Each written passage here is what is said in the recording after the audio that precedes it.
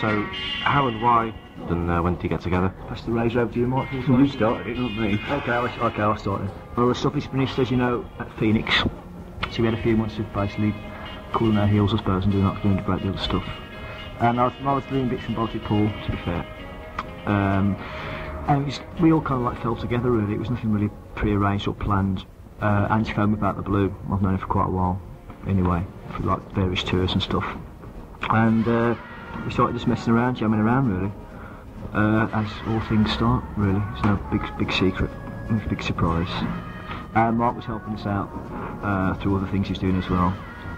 And we all kind of fell together around about Christmas time, you know. I mean, basically we was doing stuff from about October. And we kind of did some bits of recording at Christmas, December time. And we had these like little benchmarks, I suppose, we wanted to do things by, get things moving. And that's what we did, really. Why was because we felt like we hadn't really, none of us finished off what we wanted to do with the music, you know, just because the stuff is finished, we say you've got to finish full stop, and that's it, you know, so. That's what I was going to say, you're doing like things now that you wanted to do before, but you're sort of bound to other things? No, not really, no. I mean, Wonderstuff was never going to write another album, I don't think, and that's why we split up. But I mean, this is what we want to do now. But yeah, probably the same with Eve, really. I think we were. It's kind of, it's a funny thing to say. We all wrote within the Wonderstuff as well, you know. And what's kind of happening now is just us four writing together, you know. And I suppose to a certain point, if you'd have taken out a lot of the other stuff we put on top of the music, fiddles, wires, whatever else, which is all good for what we're doing then, and stripped it all down, it may well have sounded a bit more similar to this, if you know what I mean. To me, it's no great big jump in one direction or the other, really. It's just us four working stuff together, you know, I'd say. You just never lost that desire to just keep writing things and stuff. And just well, I think if you know, in music, yeah, I mean, you enjoy doing that. That's the bottom line. I mean, you need a few months to kind of get your head together, really, I suppose, at a certain point, putting it kind of crudely, I suppose. And but we all enjoy music. That's the bottom line. That's when it becomes a pain within the band unit as well. If you're not enjoying it anymore, it's like anything. Yeah. It's a real kind of a tear, you know, because although you want to be in a band and do music, at a certain point in time, none of us was really enjoying it, you know. So you did want to go your own separate ways then? We did. We did it first. Yeah, I mean, I swore I never worked with anybody again from Wonderstuff. I mean, that only lasted about 3 months. It was just a question of like, I think everyone just needed time, just kind of like to do their own little thing, you know, and just kind of like.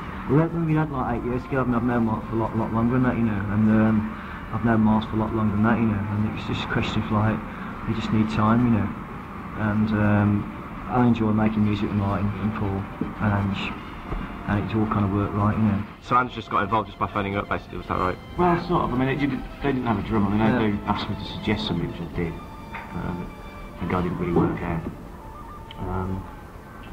And I just started helping them. No, really. I mean, just something to do. It was nothing. It was all really casual, you know. And it wasn't a case of, oh, let's go and form a band. I was just pushing tapes to Mart, and she was like, you know, doing stuff with us and that. And I mean, he was a bit of a loose end himself with Eve finishing and stuff. And I mean, he himself has always wanted to do a lot more within music. I think he had certain restraints and that within his.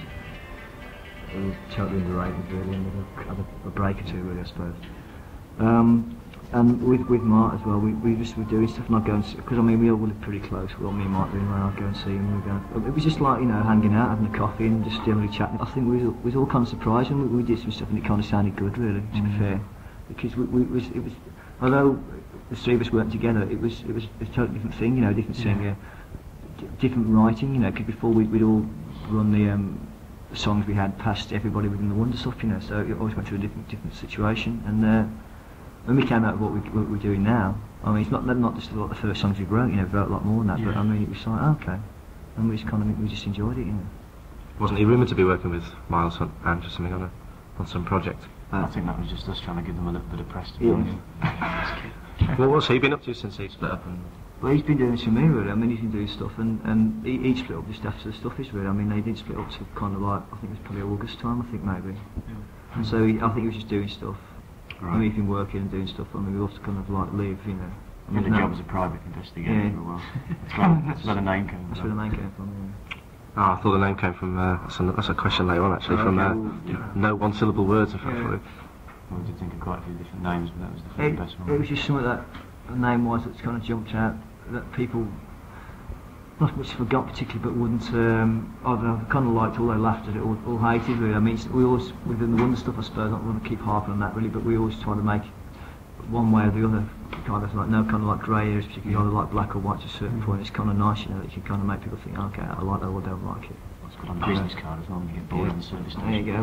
Yeah, he came from basically Ange just doing his private eye stuff, and he came up with it, you know, and we kind of, it's like, you know, you live with anything, you know, we thought, oh, that's pretty good, and we just lived with it and thought, okay, we'll do some gigs and we'll release it as a name, you know. Julie and Armin that were chasing us as well, they said, you know, oh, nice songs, we don't like the name. I hate the name, which is I thought it was going to be... We'll keep it. It was a question of, like, between you and Miles Hunt choosing the cheesiest name, because he had the Pan Am Stress Boys or something. I think it's something that stands out in the market at the moment. Though, well, to me, it's just like, you got all these bands, I mean, besides the Poppies, I mean, the Poppies is a good name, but I mean, you got Reef, you got all these, you got Blurred Dots, you got all these, two syllable one word names, sorry, and stuff, and it was just, it's just trying to dig out your own little, you know, groove, really, you know. I mean, rather than just trying to follow everybody else, you know. Well, how do you describe the new sound? Is it like, that seems tougher with more samples and, you know? And we use the sampler just to boost the fact that there's only 3 of us playing instruments. Yeah. So it just sort of broadens the sound a little bit, you know. It is Keeps me more rocky though, isn't it? It's a bit... I think it's a bit harder in a way, yeah, but it's going to be a little bit, because we haven't got a fiddle player and we haven't got a piano player on stage. Because I mean, the Wonder stuff was basically a 6-piece by the time we split up. We had Pete playing piano for us as well. So we have to work a lot harder anyway, but just the fact that there's only, you know, bass guitar and drums, it's going to end up sounding quite a lot harder anyway. Here's your first lesson in mental hygiene.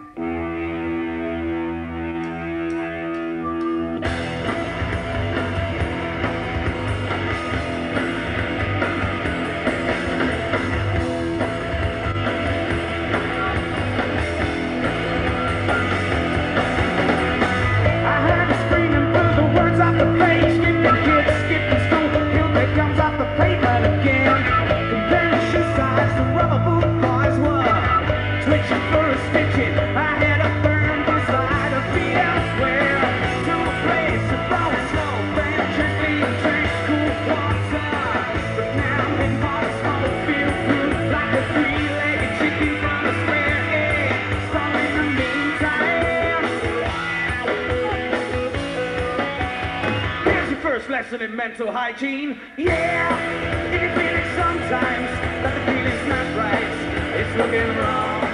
Yeah, take a piece of advice, made a piece of shit nice, just come along. The Bible in the hands of some is worse than the bottle on the lips of others. It's hard to tell an own noises from the playhouse of an insane child. Say, do memories fade?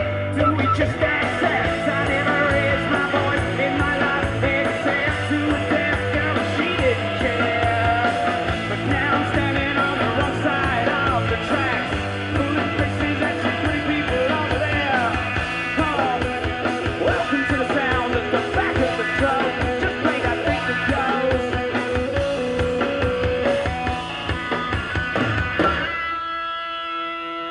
Do I look like a victim? A second-class citizen? No, I don't think so.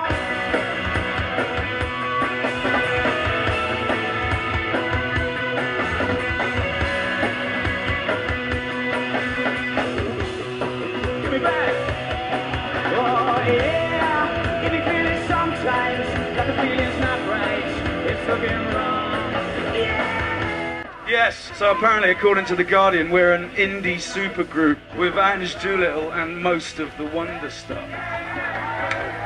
Have you had any problems with, like, well, not problems, but, you know, the ex-fans of, like, you know, the Wonder stuff and turning up expecting it to be like a Wonder stuff meets Eat vibe, you know?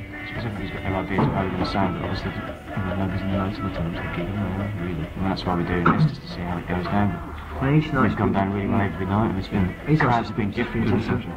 It's been good, it's just been different, you know, people like, some nights you get like a lot of train spotters, people just watching you, checking out what you're doing, checking out whatever, and no, that's fine, you know, all the nights kids will go bonkers for it, you know, it's just fair enough.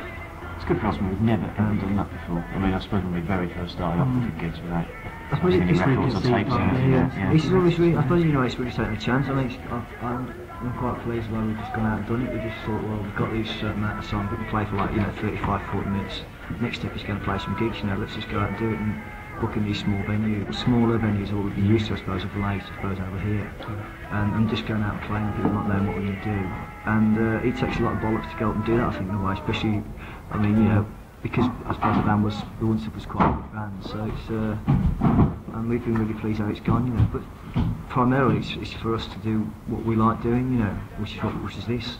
Have you got a lot of memories from like playing really small clubs and, you know, little pubs and stuff like that? Is it better than being the big glitzy sort of stuff? Well, in a way, I mean, everybody, you know, the preconceived idea about the Wonder Stuff is that we were a massive worldwide period, but we weren't, you know. I mean, the final European tour, or leg of the world tour, I suppose, we were playing clubs this side anyway. Right. In places like France, Germany, Switzerland, we played a club the size of this room, which is, for your listeners, approximately, you know, sort of 12 foot square, you know. So it's not as if we're unused to doing it.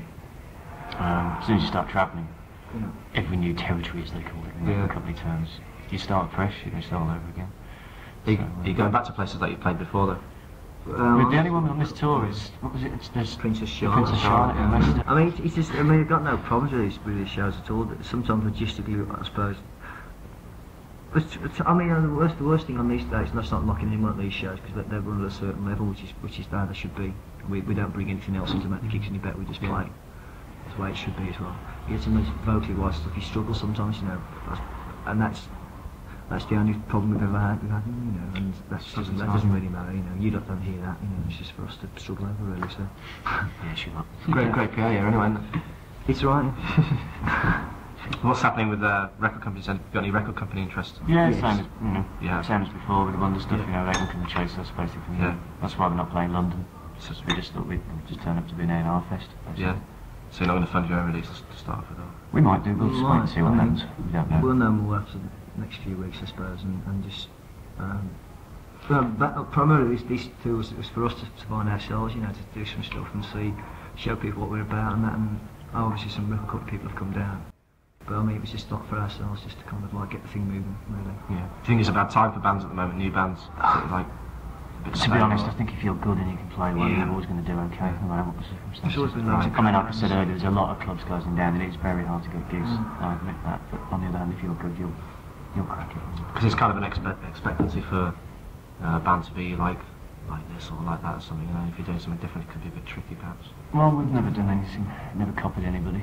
Right. I mean, the papers kind of slightly dictate that the weeklies to a point, and that's kind of all right, I suppose. They do build a lot of bands up quickly and knock certain scenes out and things, but and that's what they're good at, you know. That's what they do. And if you want to form your band, want to follow, that's up to you, you know. I mean, it's individual choice, isn't it? Whatever you do, you know. And we're just choosing to do this, you know. I'm not very good at playing like men's really, anyway. You haven't got the shoots, yeah? No, well, that's well later.